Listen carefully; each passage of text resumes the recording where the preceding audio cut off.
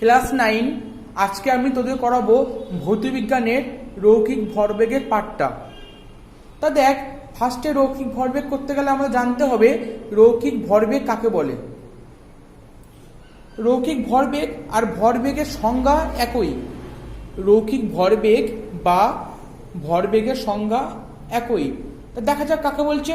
রৈখিক ভরবেগ বা ভরবেগ মানে হলো ভর ও বেগের সমন্বয়ে কোনো বস্তুতে যদি গতি সৃষ্টি হয় তাকে বস্তুটির ভরবেগ বলে বা রৈখিক ভরবেগ বলে। মানে তোরা বুঝতে পারছিস পড়ে কি বলতে চাইছে। ভর ও বেগ মিলিত হয়ে, সমন্বয় মানে কি মিলিত হয়ে, মানে কোনো বস্তুর ভর ও বেগ কি হচ্ছে মিলিত হয়ে যদি সেই বস্তুটা কি হচ্ছে গতিশীল হয় বা গতিশীল সৃষ্টি হয় তাহলেই সেই বস্তুটি কি বলবে ভরবেগ। এই ঘটনাটাকে কি বলবে বস্তুটির ভরবেগ। তাহলে তোরা পড়লি রৈখিক ভরবেগ বা ভরবেগ কাকে বলে। ভর ও বেগের সমন্বয়ে কোনো বস্তুতে যদি গতি সৃষ্টি হয় তাকে বস্তুটির ভরবেগ বলে। সিম্পল। এবার দেখ, ভরবেগ তো পড়লাম, রৈখিক ভরবেগও পড়লাম। এবার আমরা ভরবেগের কি পড়বো পরিমাপ, মানে ভরবেগটাকে আমরা কি করে মাপবো। বস্তুটির ভর ও বেগের গুণফলকেই আমরা বলবো কি ভরবেগের পরিমাপ। যে বস্তু থাকবে সেই বস্তুটার যে ভর আর বেগ হবে সেই ভর আর বেগের গুণফল করব, গুণফলকে আমরা কি করব কি বলবো ভরবেগের পরিমাপ। তাহলে আমরা দেখ লিখতে পারি ভরবেগ সমান সমান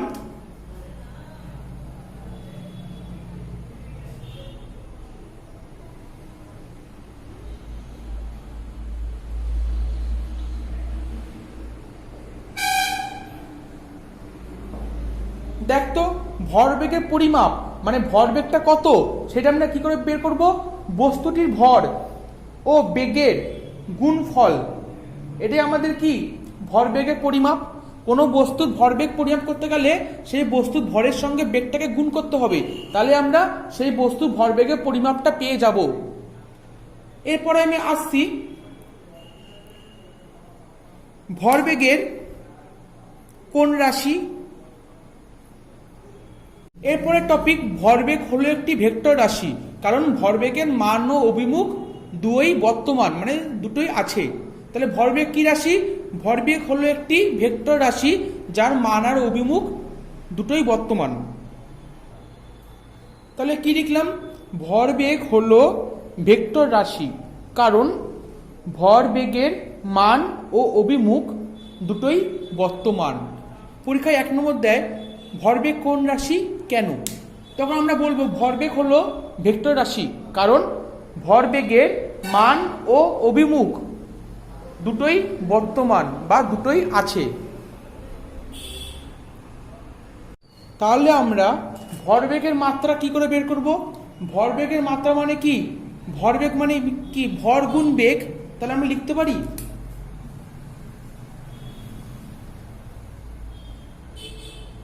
ভরের মাত্রা গুণ বেগ। তাহলে আমরা লিখতে পারি ভরের মাত্রা গুণ বেগের মাত্রা, দুজনের মাত্রা গুণ করে তো আমরা ভরবেগের মাত্রা পাবো। তাহলে ভরের মাত্রা গুণ বেগের মাত্রা, ভরের মাত্রা কত m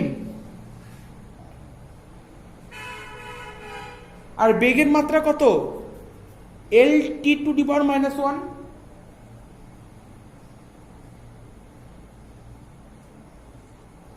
ভরের মাত্রা m আর বেগের মাত্রা L(t⁻⁻1), দুখাকে গুণ করলে আমরা ভরবেগের মাত্রা পেয়ে যাচ্ছি।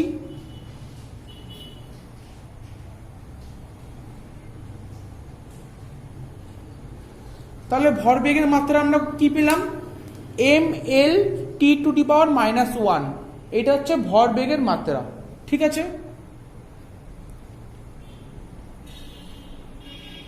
এবার আমরা নেক্সট করব ভরবেগের একক। সিজিএস পদ্ধতিতে ভরবেগের একক কি আর এসআই পদ্ধতিতে ভরবেগের একক কি?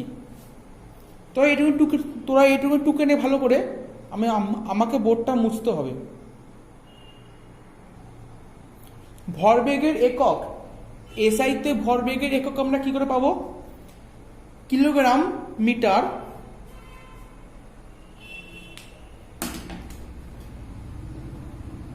Kilogram into metre by second. ভরবেগের এসআইতে ভরবেগের একক কি? Kilogram into metre by second, যেটাকে আমরা লিখতে পারি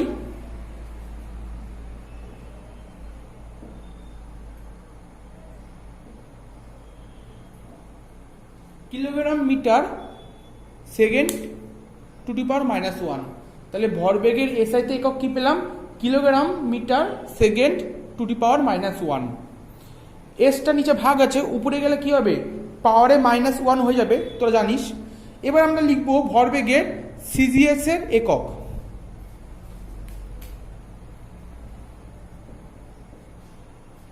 ভরবেগের সিজিএস এর একক কি? Gram centimetre by second.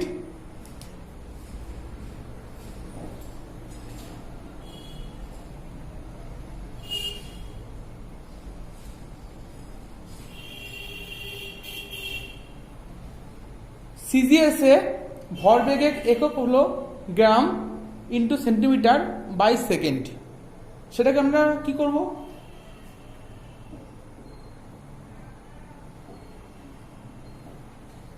আমরা এইভাবে লিখতে পারি gram centimetre S to the power -1, S মানে সেকেন্ড। তাহলে আমরা ভরবেগের একক এসআইতে জানলাম kilogram metre second to the power -1, আর সিজিএস এ জানলাম gram centimetre second to the power -1। ঠিক আছে, ভরবেগের একক গেল, ভরবেগ কাকে গেল, ভরবেগের মাত্রা গেল, ভরবেগের রাশি গেল। এবার আমরা নেক্সট পড়ব,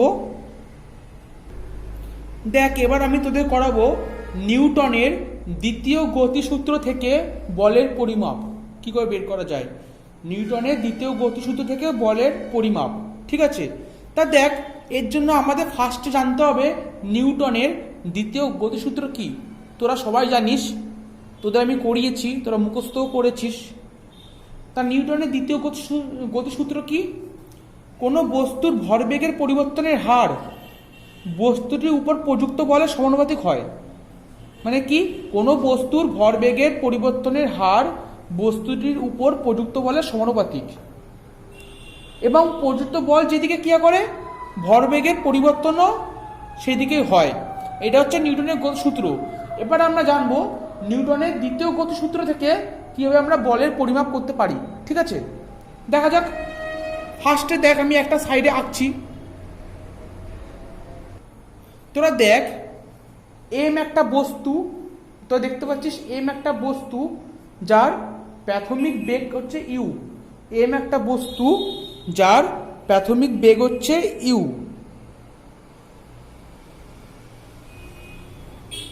তাহলে আমি বাইরে থেকে এফ বল প্রয়োগ করলাম, আমি বাইরে থেকে বস্তুটির উপর এফ বল প্রয়োগ করলাম। তা টি সময় ধরে এখান থেকে বস্তুটা বল প্রয়োগ করায় এখান থেকে বস্তুটা এখানে চলে আসলো, সময় লাগলো টি।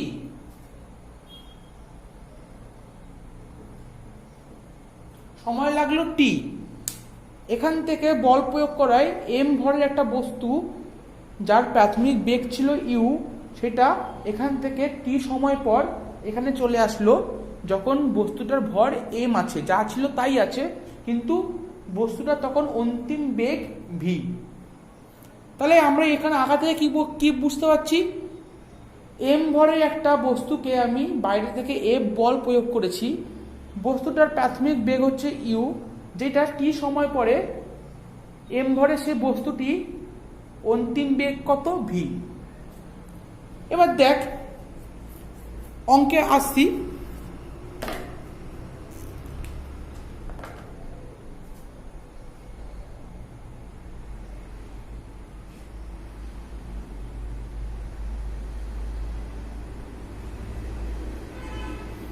বস্তুর প্রাথমিক ভরবেগ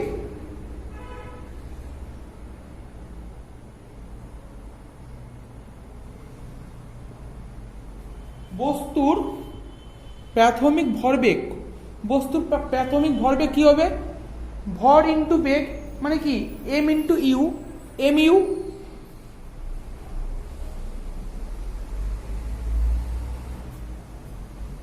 বস্তুর প্রাথমিক ভরবেগ এম ইউ, আর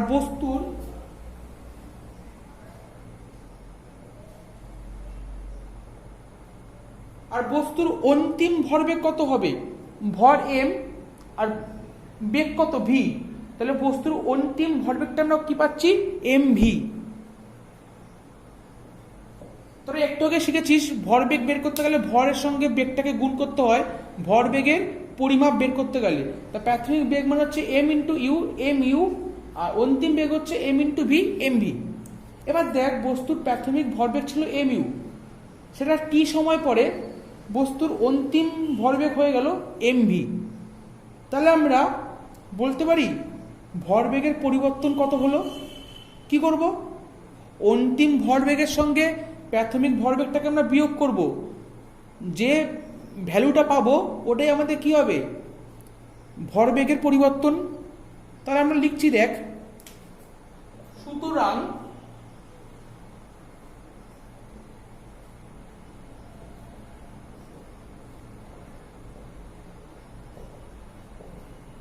সুতরাং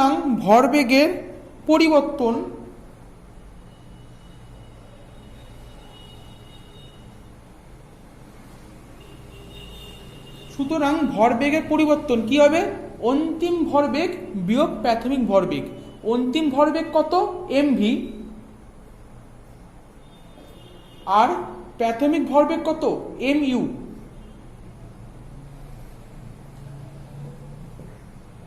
তাহলে আমরা ভরবেগের পরিবর্তন কি পেলাম? M V minus M U. আর যেহেতু এই ভরবেগের পরিবর্তনটা কখন হয়েছে? কতক্ষণ ধরে? টি সময় ধরে না? কত? টি সময় ধরে। তাহলে ভরবেগের পরিবর্তনের হার কত হবে? ভরবেগের পরিবর্তন হচ্ছে M V minus M U. যখন আমরা সময়টাকে ধরবো তখন কি হবে? ভরবেগের পরিবর্তনের হার বের করতে হবে। তা ভরবেগের পরিবর্তনের হার বের করতে হলে কি করতে হয়? সময়টাকে ভাগ করে দিতে হবে। কার সঙ্গে? যেহেতু টি সময় লেগেছে, এই ভরবেগের পরিবর্তনের সঙ্গে সময়টাকে ভাগ করতে হবে।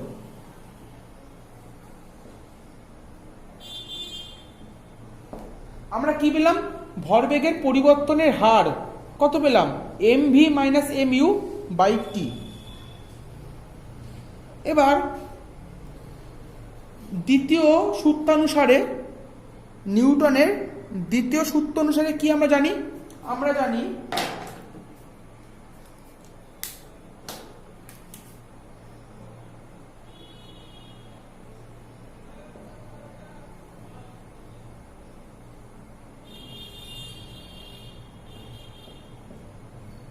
দ্বিতীয়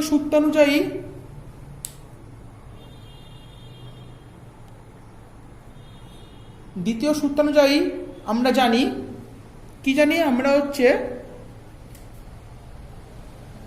এফ ভ্যারিয়াস বা এফ সমানুপাতিক ভরবেগের পরিবর্তনের হার। এফ সমানুপাতিক কি?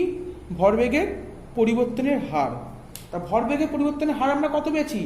M V minus M U by T. তাহলে এখানে কোনটি কি বসবে? এফ সমানুপাতিক M V minus M U by T.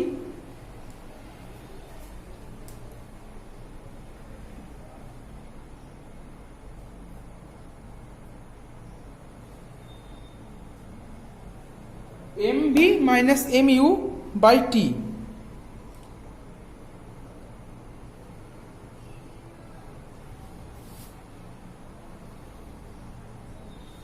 তাহলে দ্বিতীয় সূত্রানুযায়ী নিউটনের কি?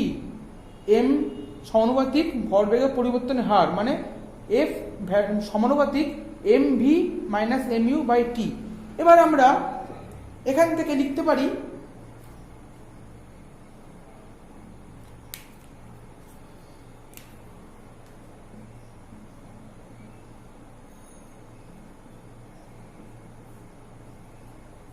দেখ তো তোরা বুঝতে পারলি কি করলাম, এম ভি আর M V minus M U থেকে এমটাকে কমন নিলাম, কমন নিলে কি হয় ভি মাইনাস ইউ, আর যা তাই ছিল। তাহলে পরের লাইনে আমরা কি করলাম, এফ সমানুপাতিক এম কমন নিয়ে ফার্স্ট ব্র্যাকেটে V minus U by T. এবার তোরা একটা জিনিস আগে শিখেছিস, সেটা হলো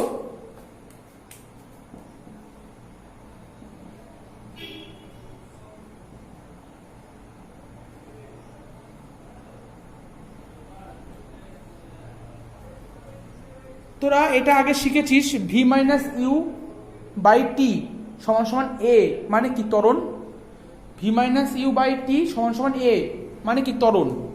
তাহলে আমরা এখানে V minus U by T এর জায়গায় কি লিখবো, এ লিখে দেবো।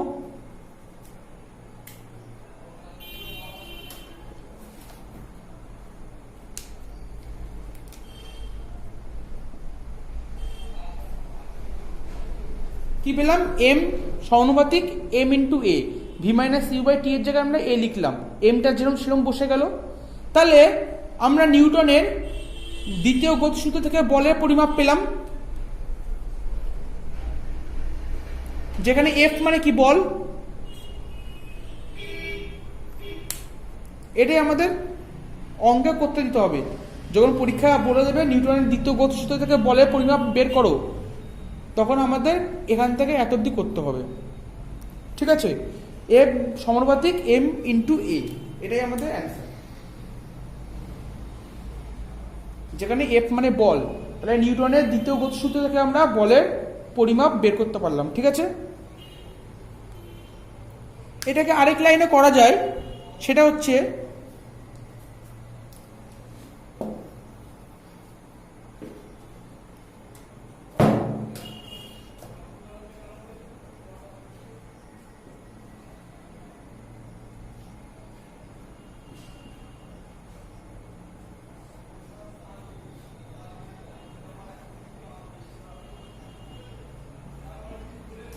এফ সমান সমান কে ইন্টু এম এ, এফ সমান সমান কে ইন্টু এম এ, যেখানে যেখানে কে মানে হচ্ছে ধ্রুবক, এফ সমান সমান কে ইন্টু এম এ, যেখানে কে হচ্ছে ধ্রুবক। তাহলে আমাদের নিউটনের দ্বিতীয় গতিসূত্র থেকে বলের পরিমাপটা আমরা বের করে ফেললাম। পরীক্ষা যদি 3 নাম্বার দেয়, লিখতে হবে নিউটনের দ্বিতীয় গতিসূত্র থেকে বলের পরিমাপ লেখো, তখন আমাকে এরকমভাবে ছবি এঁকে পুরো এত অবধি করতে হবে। আশা করবো তোরা বুঝতে পেরেছিস। যদি বুঝতে না পারিস ভিডিওটা আরেকবার ফার্স্ট থেকে দেখবি, বুঝতে পারবি, একদম সহজ। নেক্সট।